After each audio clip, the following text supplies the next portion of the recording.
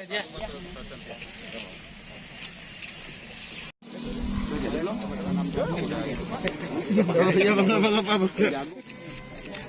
terima kasih. Jadi kalau nggak ada pohon ini BNI nggak mau mengucapkan dananya ke harus ada pohonnya dulu atau mancing. Makanya ditanam dulu.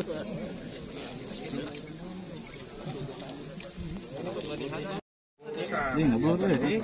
Untuk pimpinan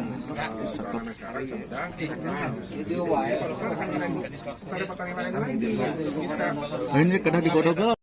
Ya, jadi kita pengimpor kedelai antara 2,5 sampai 3 juta ton setahun. Nah, kita lihat sekarang kacang koro ternyata punya potensi untuk dikembangkan untuk mensubstitusi impor tadi. Ya, dengan rata-rata per hektar 5 ton, ya, sehingga kita kalau mau mensubstitusi sekitar 1 juta hektar, itu kita hanya butuh sekitar 200.000 sampai 250.000 hektar. Nah, Pak Bupati tadi sudah menyampaikan wilayah Sumedang aja punya potensi sampai 1.000 hektar. Nah, kita juga sudah bicara model bisnisnya. Ya, nanti ini berbasis pengelolaannya oleh koperasi, sehingga si petani yang menjadi anggota koperasi yang menanam kacang koro ini nanti dibeli. Jadi koperasinya sebagai off-taker, sehingga ada kepastian harga, kepastian penyerapan produknya, sehingga petani bersemangat. Nah, dengan begitu juga nanti perbankan mau membiayai para petani, ya, dengan KUR. Ya. Nah, lalu koperasi supaya punya kemampuan sebagai off-taker ini yang kita akan backup dengan pembiayaan dana bergulir dari LPDP. Nah, kami optimis pembiayaan untuk kacang koro pedang ini kalau dibikin model bisnisnya seperti tadi, ya, ini bisa sustain. Ya, betul-betul kita bisa menggantikan impor kedelai. Karena turunannya bukan hanya untuk tempe, susu, termasuk juga pakan ternak, bahkan tepung yang bisa dikombinasi dengan mokap untuk mengganti impor terigu. Jadi ini punya potensi untuk membangun ketahanan pangan yang sangat bagus dan melibatkan masyarakat yang terlibat dalam kegiatan ekonomi ini betul-betul bisa mensejahterakan masyarakat. Dan memang ini perlu komitmen dari kepala daerah, terutama untuk penyediaan lahan pertanian. Nah, jadi ini harus ada keterlibatan. Sumedang jadi pilot project. Nah, Sumedang kita jadikan piloting, kita targetkan dulu pilotingnya 100 hektar. Ya, nanti setelah itu baru kita scaling. Nah, kenapa Sumedang kita jadikan piloting? Ya, ini karena ada komitmen kepala daerah sama putra daerahnya nih, Pak Agus. Ya, Pak Agus nih yang ahli secara teknis, ya, bagaimana pengembangan kacang koroja. Pak Bupati. Langkah-langkah yang tepat mengatasi persoalan para petani usaha selama ini biasanya masalah modal, masalah pasar. Sekarang tadi di samping ini substitusi terhadap impor, kacang ini menggantikan kedelai. Kedua, ini sudah ada pasarnya langsung sehingga para petani Sumedang akan sejahtera.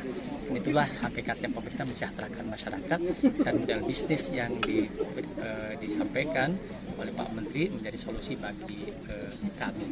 Jadi berterima kasih, dan kami berkomitmen akan menjadikan Sumedang sebagai ekosistem berkaitan dengan pembiayaan kacang koro ini. Yang kedua, berkaitan dengan kacang koro ini tentunya membutuhkan lahan, dan bagaimana mengubah lahan yang tidak produktif jadi produktif. Di Sumedang ini sangat luas lahannya, ada lahan tanah kas desa yang belum sepenuhnya produktif, ada lahan perhutani yang bisa dikerjasamakan, dan ada tanah negara yang mungkin HGU-nya sudah banyak yang habis dan terlantar. Sisi lain banyak tanah yang terlantar, satu sisi banyak tanah terlantar, sisi lain banyak masyarakat yang miskin. Itu kita kelola dengan baik, salah satu dengan kacang koro ini dengan boleh bisnis korporasi atau koperasi, akses modal, akses peningkatan kapasitasnya, akses produksinya, kemudian pasarnya sudah jelas. Jadi yang nanam sekarang 100 hektar di Sumedang, kacang koro sudah ada off-takernya, sudah ada pemberinya. Jadi ini orientasi pasarnya sudah jelas, ada koperasi di bawah Pak Masyara ya, para masyarakat Pak Agus ini. Jadi saya bersyukur, berbahagia Pak Menteri Koperasi UMKM ini sangat mensupport Kabupaten Sumedang menjadi floating, dan tentu kami serius untuk mewujudkan harapan-harapan tersebut. Komoditas ini bisa menjadi pengganti kedelai. Ya jelas, tadi ini seperti itu sih. Pak Agus lebih jelas dari koperasi. Ya, Terima kasih. jadi kita impor kedelai itu luar biasa besarnya, Mas Kang. Jadi sampai ketuk pangan itu hampir 2,5-2,7 juta ton tiap tahun untuk pangan. Untuk pakan bugil kedelai itu sampai 4-5 juta ton setiap tahun untuk pakan ternak ya. Nah, ini kacang koro Padang ini kalau orang Sunda bilang kacang koas. Ya, kacang koas ini udah dicoba untuk pangan, untuk tempe ini sudah enak, sudah luar biasa, tinggal dimasalkan saja. Nanti kita Presiden sudah makan. Pak Presiden sudah makan, alhamdulillah, terima kasih Pak Menteri. Ya, kemudian ditepungkan juga bisa jadi aneka macam kue kering, bolu kukus, bahkan saya buat bala-bala tuh dari ini, asal dicampur dengan mokap ya. Karena karakternya nggak bisa benar-benar murni koro Padang. Perlu karakter terigu yang itu diganti oleh mokap. Ya, mokap kan juga singkong, kita kadang-kadang harganya murah sekali, jadi kita bisa sama-sama manfaatkan ya. Jadi kalau kita bisa memanfaatkan kacang koro Padang ini oleh petani, ya, ditanam oleh petani, maka uang untuk impor tadi yang 2,7 juta ton, kurang lebih itu 17-18 triliun totalnya, maka setengahnya bisa kita jadikan pendapatan petani. Itu suatu yang luar biasa, Pak Menteri, Pak Bupati. Jadi petani hidup karena hasil kerjanya dibeli oleh kita. Kemudian pengrajin juga akan maju karena bahan bakunya tidak tergantung dari bahan baku impor. Nah, ekonomi kita masyarakat bawah akan otomatis nanti terdorong. Nah, itulah yang kita harapkan dari gerakan. Saya punya slogan baru, mari makan apa yang petani kita tanam. Nah, itu slogan ini boleh diramaikan, diviralkan, karena memang dengan memakan apa yang petani kita tanam, petani akan mendapat penghasilan yang stabil. Itu berapa tahun, Pak? Saya kira bolehlah bilang 5 tahun lah. Ya, piloting Ya, 5 tahun. kalau piloting cepat, tapi nanti masalahnya karena ini tetap harus menjadi program bersama dengan pemerintah ya. Terutama dari pemerintah, saya mohon ada Pak Menteri bisa sampaikan ke Pak Presiden 2 hal yang kami minta ya dari para petani. Yang pertama, minta tolong koro Padang dijadikan dulu sebagai salah satu komoditas diunggulkan, komoditas strategis, supaya ada banyak polisi yang bisa digunakan. Kalau tidak ada dalam listnya komoditas unggulan, itu belum bisa masuk.